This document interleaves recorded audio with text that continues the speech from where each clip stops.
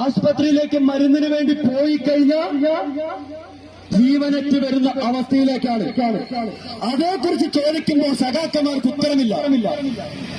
ഡിവൈഎഫ്ഐയുടെ പ്രമുഖ നേതാക്കൾ പറയുന്നത് ആസ്പത്രിയിൽ വേണ്ടത്ര മരുന്നുകളില്ല എന്ന് പറയുമ്പോ അവര് പറയുന്ന ഉത്തരം, ഞങ്ങള് പൊതിച്ചോറ് കൊടുക്കുന്നവരാണ്, വേണ്ടത്ര എക്യുപ്മെന്റ്സ് ഇല്ല എന്ന് പറയുമ്പോ ഞങ്ങൾ കിറ്റ് തന്നവരാണ് എന്നാണ് അവർ മറുപടി നൽകുന്നത്. എത്ര അഹങ്കാരത്തോടെ, എത്ര ധിക്കാരത്തോടെയാണ് അവർ മുന്നോട്ട് പോകുന്നത്. ഇതിന് ഉമ്മൻചാണ്ടി സർക്കാർ 18 മാസം പെൻഷൻ തടഞ്ഞു വെച്ചു, ആർക്കും കൊടുത്തില്ല എന്നാണ് ഇവര് പറയുന്നത്. വെല്ലുവിളിക്കുകയാണ്. ധൈര്യം ഉണ്ടെങ്കിൽ അത് തെളിയിക്കണം.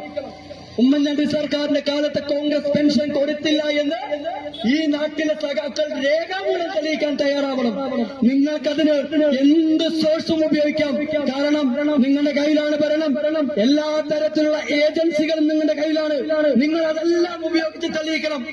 ഈ വെല്ലുവിളി ഏറ്റെടുക്കാൻ തയ്യാറാവണം.